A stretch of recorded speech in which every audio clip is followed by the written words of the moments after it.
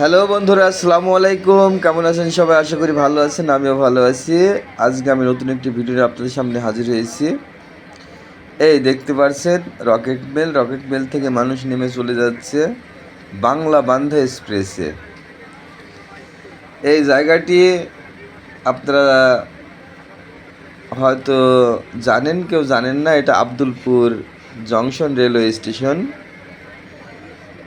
বাংলাদেশে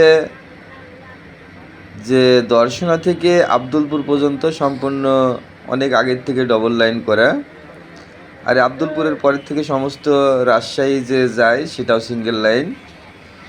উত্তরবঙ্গের আপনি যেখানে যাবেন সেখানেও সিঙ্গেল লাইন, এই পর্যন্ত ডবল লাইন আছে। তো দেখতে পাচ্ছেন ওটা দাঁড়িয়ে আছে বাংলা বান্ধা এক্সপ্রেস। গাড়িটা আস্তে আস্তে ছেড়ে দিচ্ছে। এই গাড়িটা বাংলা বান্ধা থেকে রাজশাহীতে যাচ্ছে। তাই এই রকেট মেলের যত যাত্রী আছে, যারা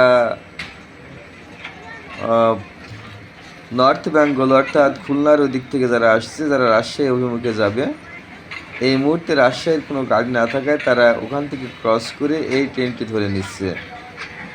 এই দেখতে পাচ্ছেন বাংলা বান্ধা এক্সপ্রেস আস্তে আস্তে চলে যাচ্ছে রাজশাহীর দিকে।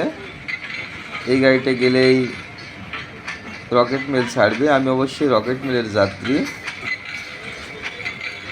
দেখতে পাচ্ছেন আস্তে আস্তে গাড়িটির স্পিড বাড়ছে।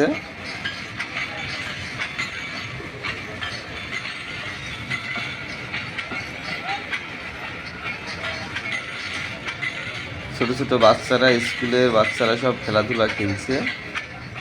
এই দেখা যাচ্ছে আব্দুলপুর জংশন রেলওয়ে স্টেশন।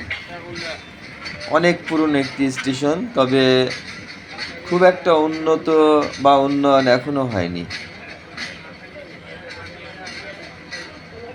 এই দেখতে পাচ্ছেন এখানে গুড়ের জন্য খুবই বিখ্যাত একটি জায়গা।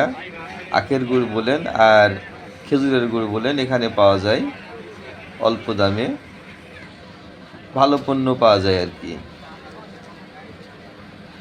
তো বন্ধুরা, সবাই ভালো থাকবেন।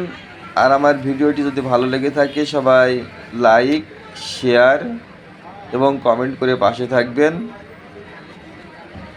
আল্লাহ হাফেজ।